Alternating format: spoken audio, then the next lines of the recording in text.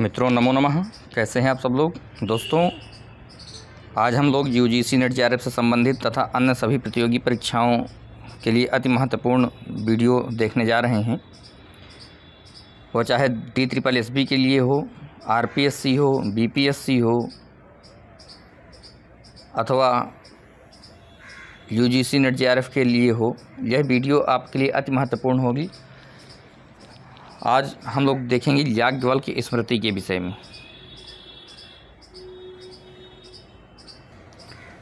मित्रों याज्ञवल्क्य की स्मृति का सबसे पहले परिचय देखें तो याज्ञवल्क्य की स्मृति धर्मशास्त्र परंपरा का एक हिंदू धर्मशास्त्र का ग्रंथ है। याज्ञवल्क्य की स्मृति को अपने तरह की सबसे अच्छी एवं व्यवस्थित रचना माना जाता है। इसकी विषय निरूपण पद्धति अत्यंत सुग्रंथित है।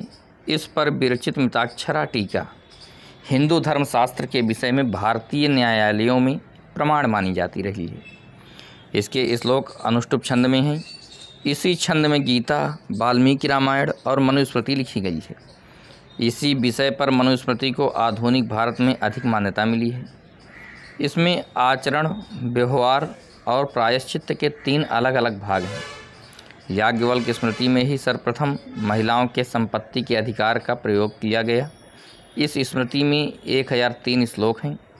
इस पर विश्वरूपकृत बाल क्रीड़ा, अपरार्ककृत याज्ञवल्कीय धर्मशास्त्र निबंध और विज्ञानेश्वरकृत मिताक्षरा टीकाएँ प्रसिद्ध हैं। कांडे का मत है कि इसकी रचना लगभग विक्रम पूर्व पहली सदी से लेकर तीसरी सदी के बीच में हुई। स्मृति के अंतः साक्ष्य इसमें प्रमाण हैं। इस स्मृति का संबंध शुक्ल यजुर्वेद की परंपरा से ही था। जिस तरह मानव धर्मशास्त्र की रचना प्राचीन धर्मसूत्र युग की सामग्री से हुई, ऐसे ही याज्ञवल्क्य की स्मृति में भी प्राचीन सामग्री का उपयोग करते हुए नई सामग्री को भी स्थान दिया गया। कौटिल्य अर्थशास्त्र की सामग्री से भी याज्ञवल्क्य के अर्थशास्त्र का विशेष साम्य पाया जाता है। दोस्तों आगे देखें तो याज्ञवल्क्य की स्मृति के 3 कांड, जिनको हम अध्याय कहते हैं, होते हैं। पहला है आचार कांड। इसमें 13 प्रकरण हैं। तो एक क्रम से देखते जाएंगे। आचार कांड में जो 13 प्रकरण हैं, ये कौन कौन से हैं 13 प्रकरण, इनको देखें तो उपोद्घात प्रकरणम, ब्रह्मचार्य प्रकरणम, विवाह प्रकरणम, वर्ण जाति विवेक प्रकरणम, गृहस्थ प्रकरणम, स्नातवह प्रकरणम, भक्ष्याभक्ष्य प्रकरणम, द्रव्य शुद्ध प्रकरणम, दान प्रकरणम, श्राद्ध प्रकरणम, गणपति कल्प प्रकरणम, गृह शांति प्रकरणम और राजधर्म प्रकरणम। याज्ञवल्क्य स्मृति में जो 3 अध्याय हैं, कांड हैं, पहले कांड में आचार कांड में 13 प्रकरण हैं। दूसरा व्यवहार कांड, इसमें 25 प्रकरण हैं। कौन कौन से हैं इनको देख लेते हैं। तो 25 प्रकरण जो इसमें हैं वह हैं व्यवहाराध्याय सा धारा, व्यवहार मातृका, ऋण दानोपनिधि, साक्षी लेख्य, दिव्य दाय विभाग, सीमा विवाद, स्वामीपाल विवाद, अस्वामी विक्रय, दत्ता प्रदानी कृतानुसया, अभ्युपेत्या शुश्रूषा, संविद व्यतिक्रम, वेतनादानद्युत, समाभय वाक पारुष्य, दंड पारुष्य, साहस विक्रिया, संप्रदान, संभूय, समुत्थान, स्तेयम, स्त्री संग्रहण और प्रकरणानि। यह व्यवहार कांड में 25 प्रकरण हैं। आगे देखते हैं तीसरा कांड कौन सा है। तो मित्रों तीसरा कांड है प्रायश्चित्त कांड। इसमें 6 प्रकरण होते हैं। कौन कौन से हैं इनको देख लीजिएगा। तो 6 प्रकरण में हैं शौच प्रकरण, आपद्धर्म प्रकरणम, वानप्रस्थ प्रकरणम, यतिधर्म प्रकरणम, प्रायश्चित्त प्रकरणम, प्रकीर्ण प्रायश्चित्तानि। यह 6 इसमें प्रायश्चित्त प्रकरण में हैं। आगे याज्ञवल्क्य की स्मृति का प्रमुख विवरण। तो अगर इसका प्रमुख विवरण देखें तो इसके रचयिता याज्ञवल्क्य ऋषि हैं, गुरु वैशंपायन हैं, पिता वाजसन जिसको हम देवरात भी कहते हैं। याज्ञवल्क्य का प्रमुख विवरण इस प्रकार से है। आगे मित्रों बात करें तो यह 3 भागों में विभक्त है। पीछे आप लोगों ने पढ़ा है। आचार अध्याय में 13 प्रकरण हैं, जिसमें 14 विद्याएँ, धर्मोपादान, आचार के 10 सिद्धांत आदि उपलब्ध हैं। दूसरा है व्यवहार अध्याय, जिसमें 25 प्रकरण हैं। और तीसरा है प्रायश्चित्ताध्याय, जिसमें 6 प्रकरण हैं, जिसमें आपद्धर्म, यति धर्म, प्रायश्चित्तादि का वर्णन है। आगे मित्रों व्यवहार अध्याय याज्ञवल्क्य की स्मृति का हृदय है। आगे इसकी व्याख्या देखें तो बी उपसर्ग पूर्वक अ उपसर्ग पूर्वक ही हरने धातु से व्यवहार बना है।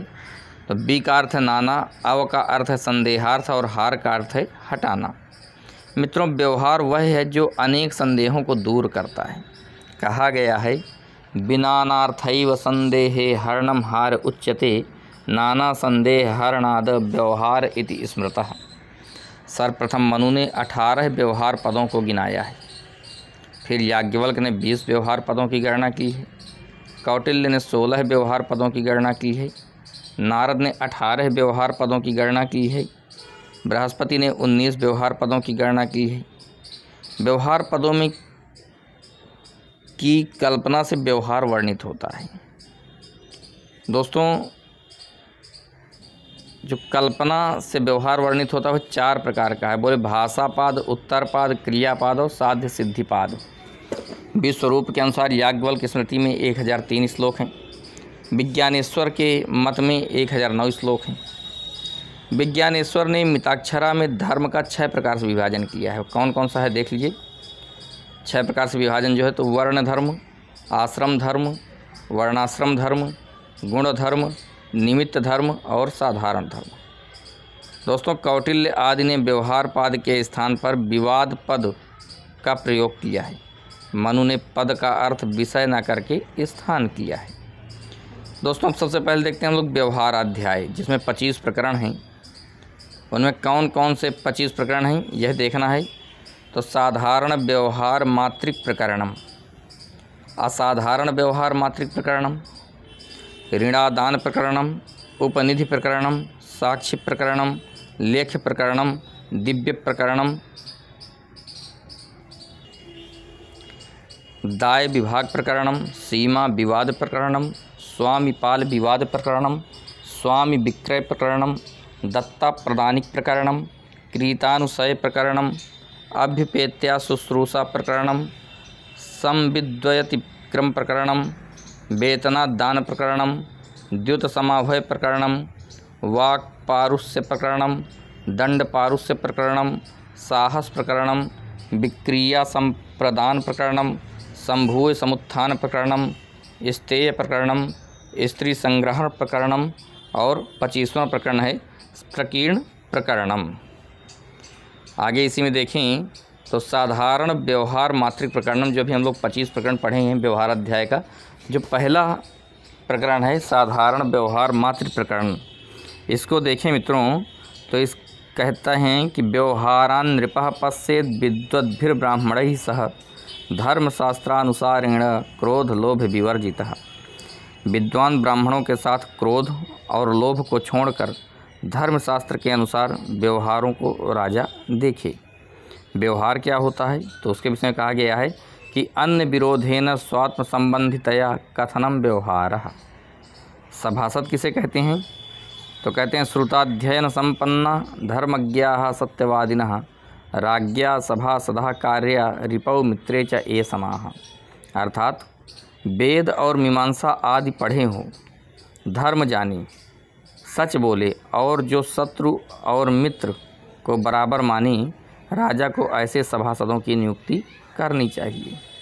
अब व्यवहार विषय की बात करें तो व्यवहार का विषय क्या है तो कहते हैं कि स्मृत्याचार व्यपेतेन मार्गेणाधर्षितः परैः आवेदयति चेद्राज्ञे व्यवहार पदम हि तत्। धर्मशास्त्र और सदाचार के विरुद्ध रीति से दूसरे में पीड़ित होकर यदि राजा को निवेदन करे तो वही व्यवहार पद कहलाता है। व्यवहार 2 प्रकार का होता है, आप सभी लोग जानते होंगे, शंकाभियोग और तत्वाभियोग। तत्वाभियोग भी 2 प्रकार का होता है, पहला प्रतिषेधात्मक और दूसरा है विध्यात्मक। व्यवहार के 4 पाद हैं। चतुष्पाद्वय व्यवहारोयम विवादेषु प्रदर्शितः। वह 4 पाद कौन कौन से हैं तो कहते हैं भाषापाद, उत्तरपाद, क्रियापाद और साध्य सिद्धिपाद। कहा गया है अपश्यता कार्यवशाद्वय व्यवहारान् नृपेण तु सभ्यैः सह नियोक्तव्यो ब्राह्मणः सर्वधर्मात्। कहते हैं किसी कार्यवश होकर राजा अपने आप व्यवहार न देख सके तो सभासदों के सहित सब धर्म जानने वाले ब्राह्मण को सभासदों के साथ नियुक्त करें। आगे इसी क्रम में देखें मित्रों तो कहते हैं शोधित पत्र रूढ़ पूर्व पक्षे किम कर्तव्य। कहते हैं शोधित पत्र रूढ़ का पूर्व पक्ष का कर्तव्य क्या है। तो कहते हैं श्रुतार्थस्योत्तर लेख्यम पूर्वा वेदक सन्निधौ ततोर्थी लेख एत सद्य प्रतिज्ञातार्थ साधनम। प्रत्यर्थी ने जो बात सुनी हो उसका उत्तर वह अर्थी के सामने लिखावे, तब अपने निवेदन के सिद्धि करने वाली जो बातें हों उन्हें अर्थी झटपट लिखावे। अब आगे है आसेध लक्षणम, आसेध का लक्षण। तो वक्तव्यर्थे ह्यातिष्ठन्तं उत्क्रामन्तं च तद्वचः आसेधयेद विवादार्थी यावदाह्वान दर्शनम।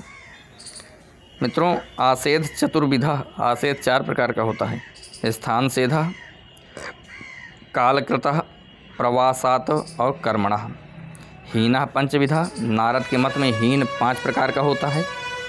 अन्यवादी, क्रियाद्वेषी, नोपस्थाता, आहूत, प्रपलाई, यह 5 प्रकार का हीन होता है। आगे है दूसरा प्रकरण है असाधारण व्यवहार मात्रिका प्रकरणम। इसमें कहा गया है कि प्रत्यभियोगः क्या है। तो कहते हैं अभियोग मनिस्तीर्य नैनम प्रत्यभियोजयेत कुर्यात् प्रत्यभियोगम च कलहे साहसेषु च। कहते हैं मिथ्याभियोगी द्विगुणमभियोगात् धनम वहेत, अर्थात मिथ्या अभियोग लगाने वाला उस धन का दुगुना धन दंड स्वरूप वहन करे। गृहीत वेतनम द्विगुण माहवेत। अब आगे है दुष्ट का लक्षण। दुष्ट का लक्षण क्या है। आजकल हर जगह एक से बढ़ के एक दुष्ट आत्मा मिल जाती हैं, तो उस दुष्ट को हम पहचाने कैसे, उसका लक्षण बताया गया है। कहते हैं देशात् देशांतरम याति सृकिणी परिलेढ़ च ललाटम सुद्यते चास्य मुखम वैवर्ण मेति च परिशुष्यत खलद्वाक्यो विरुद्धम बहुभासते वाक्चक्षुः पूजयति नो तथौष्ठौ निर्भुजत्यपि स्वभावाद् विकृतिं गच्छेन मनो वा काय कर्मभिः अभियोगेथ साक्ष्ये वा दुष्टः सा परिकीर्तितः। अर्थात जो इधर उधर घूमे, जो व्यर्थ में अधिक बोले, जिसके ललाट में पसीना होता हो, मुंह का रंग बदल गया हो, बात करने में मुंह सूखता जाए, जो अपनी बातों के विरुद्ध बात करता हो, सामने न देखे, बराबर बात न कहे, होंठ चाटा करे, मन वाणी और कर्म से अपने आप और जो और का और हो गया हो, ये सब अभिप्रयोग और साक्ष्य दुष्ट व्यक्ति के हैं। अभियोग और साक्ष्य में दोष के रूप में गिने जाते हैं कर्म विकृति, वाग विकृति और मनोविकृति।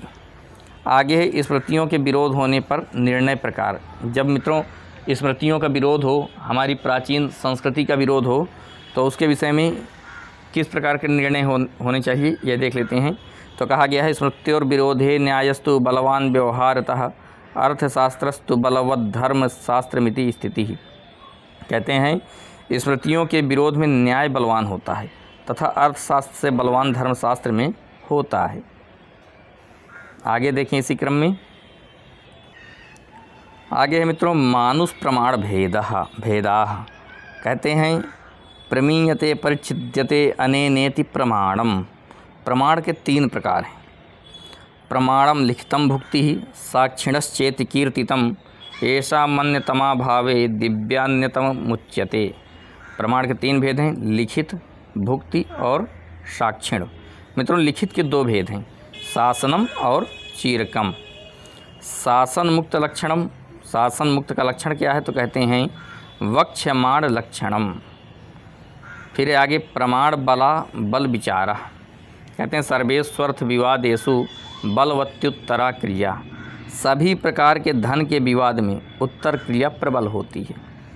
अपवाद अधौ प्रतिग्रहे किरीते पूर्वा तो बलवत्तरा। पूर्व की 3 पीढ़ी, प्रपितामह, पितामह और पिता, आदि बंधन, बंधन, क्रय, में पूर्व कार्य प्रबल होता है। फिर भोग प्रमाण। भोग प्रमाण क्या है? तो कहते हैं आगमोभ्यधिको भोगा बिना पूर्व क्रमागतात। इस बिना पूर्व की 3 पीढ़ी के क्रम के भोग से आगम बलवान होता है। स्वीकारः त्रिविधा। स्वीकार 3 प्रकार का होता है, मानस, वाचिक और कायिक। असिद्ध व्यवहार क्या है? तो कहा गया मत्तोन्मत्तार्थ वय सन्निबाल भीतादि योजितः असंबद्ध कृतश्चैव व्यवहारो न सिद्धयति। फिर है निधि प्राप्तो निर्णय प्रकारः। कहा गया राजा लब्ध्वा निधिं दद्यात् द्विजेभ्योर्धं द्विजः पुनः विद्वान शेष मादधात् सर्वस्य प्रभुर्यतः। कहा गया राजा निधि प्राप्त करे तो आधा धन ब्राह्मण को दे। यदि ब्राह्मण धन प्राप्त करे और वो विद्वान हो तो वह संपूर्ण धन को खुद रख ले, क्योंकि वह सबका प्रभु है। कहा गया है इतरेण निधिम लब्धे राजा षष्ठान समाहरेत अनिवेदित विज्ञातो दाप्स्यतम दंडमेव च। यदि कोई अन्य निधि प्राप्त करता है तो राजा उसे षष्ठांश देकर शेष खुद रख ले, और जो निधि प्राप्त कर राजा को न बताए तो राजा संपूर्ण निधि लेकर इच्छानुसार दंड दे। आगे है इसी क्रम में अधिचल संपत्ति के विषय में न्यास धरोहर या अचल संपत्ति के विषय में आदि के 4 प्रकार। तो वह 4 प्रकार कौन से हैं? तो कहते हैं जंगम, स्थावर, गोप्य और भोग्य। आदि के अन्य 2 प्रकार होते हैं, पहला चरित्र बंधक और दूसरा है सत्यंकार। आगे मित्रों तीसरा प्रकरण है ऋणादान प्रकरण। ऋणदान 7 प्रकार का होता है, माने 7 प्रकार का होता है। कौन कौन सा? तो कहते हैं अधर्मण विषय ऋणदाता जो होता है वह 5 प्रकार का होता है, और उत्तमर्ण विषय माने ऋणी जो होता है, जो ऋण लेता है, वह 2 प्रकार का होता है। और इसी क्रम में है कि चक्र वृद्धि कार्य कादि वृद्धि प्रकार माने ब्याज जो है वह इन्हीं से प्राप्त होती है। अच्छा, उत्तम ऋणदान विधि क्या है? तो कहते हैं अशीति भागो वृद्धि स्यान मासी मासी संबंध के वर्ण क्रमाच्छतम द्वि त्रिचतुष्पंच पंचक मन्यथा।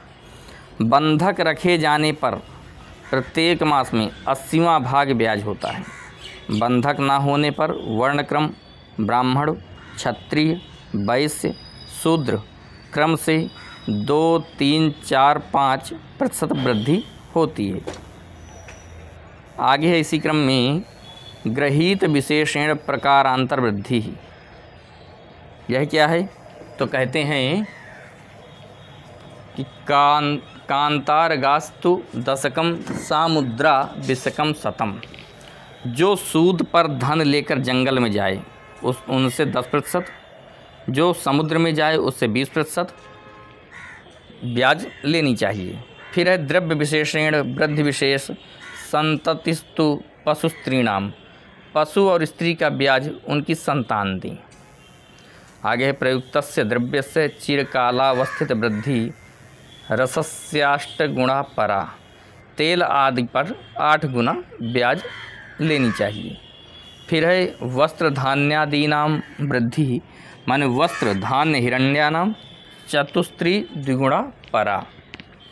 वस्त्र पर 4 गुना ब्याज, धान्य पर 3 गुना ब्याज, स्वर्ण पर 2 गुना ब्याज प्राप्त करनी चाहिए।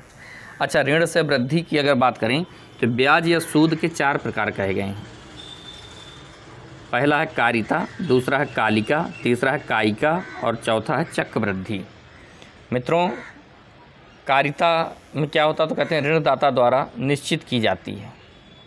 कालिका क्या? तो बोले प्रतिमास दी जाने वाली वृद्धि।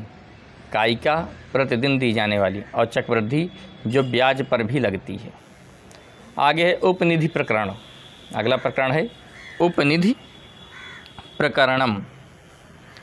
दोस्तों, प्रतिभूलग्नक का अर्थ है औपनिधिक व जामीन। प्रतिभू में 3 व्यक्ति आते हैं, ऋणदाता, ऋणी और जामीन विश्वास दिलाने वाला। उपनिधि द्रव्य लक्षण को देखें तो इसका लक्षण है वासनस्थमनाख्याय हस्तेन्यस्य दयदर्प्यते द्रव्यम तदौपनिधिकम प्रतिदेयम तथैव तत्। आगे है उपनिधि दाने पवादः। उपनिधि दान का अपवाद क्या है, यह देखते हैं आगे। तो कहते हैं कि न दाप्योपहृतम तम तु राजदैविक तस्करैहि, यदि उपनिधि राजा दैव तथा तस्करों से चुरा लिया जाए तो लौटाना नहीं होता। अगला प्रकरण है साक्षी प्रकरण। इसमें कहा गया साक्षी च साक्षात दर्शनात् श्रवणाच्च भवति सद्विधा कृतो कृतश्चेति। कृत माने पंचविध और अकृत माने षड्विध। माने साक्षित्वेन निरूपितः कृतः अनिरूपितो कृतः। 11 प्रकार के साक्षी होते हैं। तेपि साक्षिणः कीदृशाः कियन्तश्च, सभी जाति तथा वर्ण के लिए कम से कम 3 प्रकार के साक्षी होते हैं। साक्षी के संपूर्ण अगर गुणों की बात करें तो 8 प्रकार के गुण होते हैं। कौन कौन से देखिए। तो कहा गया तपस्विनो दानशीलाः कुलीनाः सत्यवादिनः धर्म प्रधाना ऋजवः पुत्रवंतो धनान्विताः त्र्यवराः साक्षिणो गेयाः श्रौत स्मार्त क्रियापराः यथा जाति यथा वर्णम सर्वे सर्वेषु व स्मृताः। अगला प्रकरण है लेख्य प्रकरण। लिखने वाला लेख प्रकरण 2 प्रकार का होता है, शासनम और जानपदम चेति। शासनम निरूपितम जानपदम अभिधीयते तच्च द्विविधम स्वहस्तकृतमव्यकृतं चेति। स्वहस्तकृतम साक्षिकम अन्यकृतम ससाक्षिकम। लेख्य 2 प्रकार का है, शासक और जानपदम। जानपद के 2 भाग हैं, स्वहस्तकृतम और अन्यकृतम। अगला प्रकरण है दिव्य प्रकरणम। दिव्य प्रकरण में देखें तो दिव्य मातृका माने दिव्य मातृका का अगर विस्तार देखें तो उसका लक्षण है कि तुलाग्न्यापो विषम कोशो दिव्यानीह विशुद्धये। तुला अग्नि जल विष और कोश विशुद्धि के लिए 5 दिव्य प्रयोग किए जाते हैं। इस प्रकरण में साधारण विधि, पूर्वाह्नादि कला, घट दिव्य प्रयोग, अग्नि दिव्य विधि, कर्तुस्याभिमंत्रणम, उदक दिव्य विधि, विष दिव्य विधि, कोश दिव्य विधि, तंडुल दिव्य विधि, तप्त मास विधि, धर्माख्य विधि इत्यादि वर्णित हैं। अगला प्रकरण है दाय विभाग प्रकरण। दायो द्विविधा। दाय 2 प्रकार का होता है, अप्रतिबंधा और सप्रतिबंधा। अप्रतिबंधो दायः क्या है तो कहते हैं तत्र पुत्राणाम पौत्राणाम च पुत्रत्वेन पौत्रत्वेन च पितृधनम पितामह धनम च सर्वम भवतीत्य प्रतिबंधो दायः। आगे देखते हैं इसी क्रम में। आगे है मित्रों दूसरा नंबर का सप्रतिबंधो दायः। कहते हैं पितृव्य भ्रातृदीनाम तो पुत्राभावे स्वाम्य भावे च स्वम भवतीति सप्रतिबंधो दायः। पितुरिच्छा विभागो द्विधा दर्शितः। पहला है पिता की इच्छा के विभाग 2 भागों में बांटा गया है, समो और विषमश्च। सम विभाग क्या है बोले यदि कुर्या समानंसान पत्न्यः कार्या समांसिकाः न दत्तम स्त्रीधनम यासाम भर्तृ व स्वसुरेण व। यदि पिता पुत्रों में समान हिस्सा करे तो उन पत्नियों को समान भाग दे जिनके ससुर या पति द्वारा स्त्री धन नहीं मिला है। अच्छा विभाग लक्षण क्या है उसका लक्षण देखें तो विभागो नाम द्रव्य समुदाय विषयाणाम अनेक स्वाम्यानाम तदेक देशेषु व्यवस्थापनम। विभाग कहते हैं कि विभागम चेत पिता कुर्याद इच्छदा विभजेत सुतान ज्येष्ठम व श्रेष्ठ भागेन सर्वे वास्यु समांसिनः। आगे इसी क्रम में असंस्कृत भ्रातृ संस्कार करण विषय। कहते हैं असंस्कृतासु संस्कार्या भ्रातृभि पूर्व संस्कृतैहि। माने अर्थात कहा गया पिता की मृत्यु के बाद संस्कृत भाई माने संस्कारी भाई असंस्कारी भाइयों का संस्कार करावे। फिर भगनी नाम संस्कार विभाग माने बहन का संस्कार के विषय में बताया गया है कि भगिन्यश्च निजादंसाद दत्वांशम तुरीयकम। अर्थात भाई अपने अंश का 1/4 भाग देकर बहन का विवाह कराए। आगे इसी क्रम में देखें तो याज्ञवल्क्य ने 12 प्रकार के पुत्रों का उल्लेख किया है। औरस पुत्र है, औरसो धर्म बीजा माने सगा पुत्र। दूसरा है पुत्रिका माने तत्समः पुत्रिका सुता, अर्थात मातृहीन कन्या को ही अपना पुत्र मानना, दूसरे पुत्र को गोद लेकर उसे अपना पुत्र मानना। तीसरा क्षेत्रज कहा गया क्षेत्रजा क्षेत्रजातस्तु सगोत्रे एणे तरेण वा, अर्थात पत्नी के द्वारा स्वयं गोत्र के या देवर आदि से उत्पन्न किया हुआ पुत्र। चौथा है गूढ़ज, गृहे प्रच्छन्न उत्पन्ने गूढ़जस्तु सुतः स्मृतः, घर में उत्पन्न निम्न से जिसके पिता को छिपाया गया हो। पांचवा पुत्र है कानीन, माने कानीना कन्या जातो माता महसुतो मतः, अर्थात कुमारी कन्या पिता घर जिस पुत्र को जन्म दे। छठवें नंबर का पौनर्भव, माने अक्षतायाम छतायाम व जाता पौनर्भव सुतः, अर्थात कोई विधवा या परित्यक्ता अपनी स्वेच्छा से अन्य पुरुष से उत्पन्न पुत्र, पूर्व में पुरुष से संसर्ग विवाहित पुत्र। सातवें नंबर का पुत्र है दत्तक, कहा गया दद्यान माता पिता व यम सपुत्रो दत्तको भवेत, अर्थात अपने ही परिजनों को समर्पित पुत्र। आठवें नंबर का है क्रीत, क्रीतश्च ताभ्याम विक्रीता, खरीदा हुआ पुत्र। नौवें नंबर का है कृत्रिम, कृत्रिमः स्वयं कृता, जो पुत्र माता पिता से विहीन होकर अपने आप को किसी को सौंपता है तो वह उस पुरुष के लिए स्वयं दत्त पुत्र होगा। 10वें नंबर में स्वयं दत्त, दत्तात्मा तो स्वयं दत्तो, कोई पुत्रार्थी लोभवश किसी अन्य कारण से पुत्र बनाता है। और 11वें नंबर का है सहोढज, माने गर्भे भिन्ना सहोढजा, जो गर्भवती से विवाह करता है उससे उत्पन्न पुत्र को सहोढज कहते हैं। और 12वें नंबर का पुत्र है अपविद्ध, अर्थात उत्सृष्टो गृह्यते यस्तु सोपविद्धो भवेत् सुतः, अर्थात माता पिता द्वारा त्यक्त होने पर जो पुत्र स्वीकार किया जाता है वह अपविद्ध पुत्र कहलाता है। याज्ञवल्क्य जी ने इस प्रकार से 12 प्रकार के पुत्रों का वर्णन किया है। आगे स्त्री धन के 6 प्रकार कौन कौन से इसको देखिए तो कहते हैं पितृ मातृ पति भ्रातृ दत्त मध्यग्नुपागतम आधिवेद निकाद्यम च स्त्री धनम परिकीर्ततम, अर्थात पिता माता पति भाई द्वारा दिया धन, विवाह के समय अग्नि के समीप प्राप्त और दूसरा विवाह करते समय, यह स्त्री के 6 प्रकार के धन हैं। आगे है आधिवेदनिक, ये 6 प्रकार के धनों के विषय में बताया जा रहा है कि आधिवेदनिक माने पति द्वारा अन्य स्त्री से विवाह के समय प्राप्त, अध्यग्नि माने अग्नि के समक्ष दिया गया धन, अन्वाधेयक माने माता पिता के बंधुओं से प्राप्त विवाहोपरांत या पति कुल के बंधुजनों से प्राप्त। चौथे नंबर धन है अधि आवहनिक माने पति के घर जाते समय पिता से प्राप्त। 5वें नंबर का धन है प्रीति दत्त माने ससुर या सास द्वारा प्राप्त। और 6वें नंबर का धन है सौदायिक माने बर्तन पशु आभूषण दास के रूप में भाई द्वारा प्रदत्त। मित्रों, अगला प्रकरण है सीमा विवाद प्रकरणम।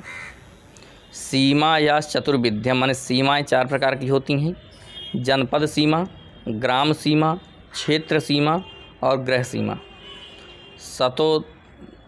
सतोद्वैविध्यम माने उसमें भी सेतोद्वैविध्यम, सेतु 2 प्रकार से हैं, खेयो और बंध्य। कहा गया तोय प्रवर्तनात् खेयो बंध्या स्यात् तन्निवर्तनात्। अगला प्रकरण है स्वामिपाल विवाद प्रकरणम। मास प्रमाण का इसमें लक्षण दिया गया है कि मास प्रमाण क्या है। तो मासा नष्टौ तु महिषी सस्य घातस्य कारिणी दंडनीया तदर्थ्यम तु गौस्तदर तधर्म जाबिकम, अर्थात भैंस से खेत चरने पर 8 मास का दंड है, गाय के चरने पर 4 मास का दंड है, बकरा भेड़ चरने पर 2 मास का दंड है और पशु के चर कर खेत में ही बैठने पर इससे 2 गुना दंड होता है। आगे है अस्वामी विक्रय प्रकरणम। इसका लक्षण कहते हैं कि स्वम लभे तान्य विक्रीतम क्रेतुर्दोषो प्रकाशिते हीनाद्रहो हीन मूल्य बेला हीने च तस्करः। अपनी वस्तु यदि किसी दूसरे द्वारा बेची हुई दिखे तो उसे खरीदने वाले का दोष होता है। अगला प्रकरण है दत्ता प्रदानिक प्रकरणम। यह 4 प्रकार का होता है। चतुर्विधा दान मार्ग, पहला है देय, दूसरा है अदेय, तीसरा है दत्त और चौथा है अदत्त। अगला प्रकरण है कीटानुशय प्रकरणम, अर्थात अग्नि पर तपाने से सोना कम नहीं होता है। आइए आगे देखते हैं इसी श्रृंखला में। मित्रों, इसी क्रम में आगे है कि 100 पल रजत में अग्नि पर तपाने से 2 पल कम हो जाता है। पीतल सीसा अग्नि पर तपाने से 8 पल कम हो जाता है। ताम्र को अग्नि पर तपाने से 5 पल कम हो जाता है। लोहा अग्नि पर तपाने से 10 पल कम हो जाता है। ऊन और कपास के मोटे सूत में कंबलादि के निर्माण में 100 पल में 10 पल वृद्धि होती है। मध्यम श्रेणी सूत में 100 पल में 5 पल वृद्धि और पतले सूत से बने वस्त्र में 100 पल में 3 पल वृद्धि होती है। अगला क्रम है दोस्तों इसी श्रृंखला में अभ्युपेत्या शुश्रूषा प्रकरणम। शुश्रूकश्च पंचविधा। शुश्रूकश्च पंचविधा शुश्रूषा 5 प्रकार की होती है। मित्रों, अगला प्रकरण है अभ्युपेत्या शुश्रूषा प्रकरणम। शुश्रूकश्च पंचविधा। पहला है शिष्य, दूसरा है अंतेवासी, तीसरा है मृतका, चौथा है अधिकर्म और 5वां कृतदास। फिर है चतुर्विधा कर्मकरः। पहला है शिष्य, अंतेवासी, मृतक और अधिकर्म। फिर है कर्मापि द्विविधम। कर्म भी 2 प्रकार का होता है, शुभ और अशुभ। अगला है भृतकत्रैविध्यम। भृतक त्रैविध्यम। उत्तम में आयुधीय, मध्यम में कृषि वाला और अधम में भारवाही। दास के 15 प्रकार होते हैं। दासाः पंचदशाः स्मृताः। अगला प्रकरण है वाक् पारुष्य प्रकरणम। इसका लक्षण है देश जाति कुलादीनाम अकोशम न्याय संयुतम यद वचः प्रतिकूलार्थम वाक् पारुष्यम तदुच्यते। तस्य त्रैविध्यम। वाक् पारुष्य 3 प्रकार का होता है, निष्ठुर, अश्लील और तीव्रत्व। अगला प्रकरण है इसी क्रम में दंड पारुष्य प्रकरणम। दंड पारुष्य त्रैविध्यम। मन दंड पारुष्य 3 प्रकार का होता है, हीन, मध्यम और उत्तम, उत्तमक। विधि 5 प्रकार की है और 4 प्रकार के दंड होते हैं इसमें। कौन कौन दंड है? तो वाग्दंड, धिग्दंड, अर्थदंड और वधदंड। अगला प्रकरण है साहस प्रकरणम। इसका लक्षण है सामान्य द्रव्य प्रसभ हरणात् साहसम स्मृतम। साहसम त्रैविध्यम। साहस 3 प्रकार का होता है, प्रथम, मध्यम और उत्तम। अगला प्रकरण है विक्रिया संप्रदान प्रकरणम। तस्य द्विविधम। यह 2 प्रकार का होता है, विक्रिया संप्रदान प्रकरण, चर और अचर। कहा गया लोकेस्मिन् द्विविधम पण्यम जंगमम स्थावरम तथा। अगला प्रकरण है स्त्री संग्रहण प्रकरणम। तो स्त्री संग्रह 3 प्रकार का होता है, प्रथम, मध्यम और उत्तम। इसी क्रम में आगे मित्रों देखें तो याज्ञवल्क्य की स्मृति के प्रमुख अंश। मित्रों, यह तो आप लोगों ने याज्ञवल्क्य की स्मृति का विस्तृत अध्ययन किया, जो आप लोगों की परीक्षा की दृष्टि से अति महत्वपूर्ण है। कोई भी परीक्षा हो, किसी भी राज्य की हो, चाहे यूजीसी नेट जेआरएफ से संबंधित हो, बीपीएससी हो, आरपीएससी हो, यूपी पीजीटी हो, टीजीटी हो, कहीं ना कहीं इसके प्रश्न पूछे जाते हैं जो आप लोगों की परीक्षा की दृष्टि से अति महत्वपूर्ण है। तो मित्रों, वीडियो को ज़रूर आप लोग देखिएगा, आप लोगों के लिए बहुत महत्वपूर्ण होने वाली है। वीडियो अच्छी लगे तो कमेंट के माध्यम से ज़रूर बता दिया करिए। आइए देखते हैं आगे याज्ञवल्क्य की स्मृति के प्रमुख अंश। तो याज्ञवल्क्य की स्मृति के रचयिता याज्ञवल्क्य हैं। याज्ञवल्क्य के पिता वाजसन, जिसको हम देवरात भी कहते हैं। मित्रों, याज्ञवल्क्य के गुरु वैशंपायन हैं। याज्ञवल्क्य की स्मृति 3 भागों में विभक्त है, आचाराध्याय, व्यवहाराध्याय और प्रायश्चित्ताध्याय। आचाराध्याय में 13 प्रकरण हैं, व्यवहाराध्याय में 25 प्रकरण हैं और प्रायश्चित्ताध्याय में 6 प्रकरण हैं। आगे याज्ञवल्क्य स्मृति का हृदय है व्यवहाराध्याय। व्यवहाराध्याय में 25 प्रकरण हैं। याज्ञवल्क्य ने 20 व्यवहार पदों की गणना की है। आसेध के प्रकार 4 हैं। व्यवहार के प्रकार 2 हैं, शंकाभियोग और तत्वाभियोग। प्रमाण के प्रकार 3 हैं, लिखित, भुक्ति और साक्षिण। बंधक रखे जाने पर प्रत्येक मास में 80वां भाग ब्याज होता है। बंधक न होने पर वर्णक्रम ब्राह्मण, क्षत्रिय, वैश्य, शूद्र क्रम से 2, 3, 4, 5% वृद्धि होती है। जो सूद पर धन लेकर जंगल में जाए उनसे 10% ब्याज होता है। जो समुद्र में जाए उनसे 20% ब्याज प्राप्त होता है। पशु और स्त्री का ब्याज उनकी संतान है। तेल आदि पर 8 गुना ब्याज होता है। वस्त्र धान्यादीनां वृद्धि, वस्त्र धान्य हिरण्यानां चतुस्त्री द्विगुणा परा, अर्थात वस्त्र पर 4 गुना ब्याज होता है, धान्य पर 3 गुना ब्याज होता है, स्वर्ण पर 2 गुना ब्याज होता है। साक्षी के संपूर्ण गुण 8 हैं, लेख्य के प्रकार 2 हैं। याज्ञवल्क्य की स्मृति के अनुसार पुत्रों के प्रकार 11 हैं, स्त्री धन के प्रकार 6 हैं। भैंस से खेत चरने पर 8 मास दंड होता है, गाय के खेत चरने पर 4 मास दंड होता है, बकरा भेड़ के खेत चरने पर 2 मास दंड होता है, और पशु के चर कर खेत में बैठने पर इससे दुगुना दंड होता है। और दंड पारुष के प्रकार मित्रों 3 बताए गए हैं। आगे इसी क्रम में अगर देखें तो याज्ञवल्क्य की स्मृति की प्रमुख टीकाएँ हैं जो निम्न प्रकार से हैं। तो एक तरफ टीकाकार हैं और एक तरफ टीका है। तो टीकाकार हैं विश्वरूप, इन्होंने बाल क्रीड़ा नाम की टीका लिखी याज्ञवल्क्य की स्मृति के ऊपर। विज्ञानेश्वर ने मिताक्षरा टीका लिखी। अपरादित्य ने अपरार्क, शूलपाणी ने दीपकालिका, मित्र मिश्र ने वीर मित्रोदय, बाल भट्ट ने बाल भट्टी टीका, विश्वेश्वर ने सुबोधिनी और अपरार्क ने याज्ञवल्क्य धर्मशास्त्र निबंध नाम की टीका की रचना की है। मित्रों, इस प्रकार से आप लोगों ने याज्ञवल्क्य की स्मृति के ऊपर लिखी गई टीकाओं को भी आपने देखा, किस कवि ने कौन सी टीका लिखी है। दोस्तों, यह आप लोगों का याज्ञवल्क्य की स्मृति का विशेष अध्ययन रहा जो अनेक प्रतियोगी परीक्षाओं के लिए अति महत्वपूर्ण है।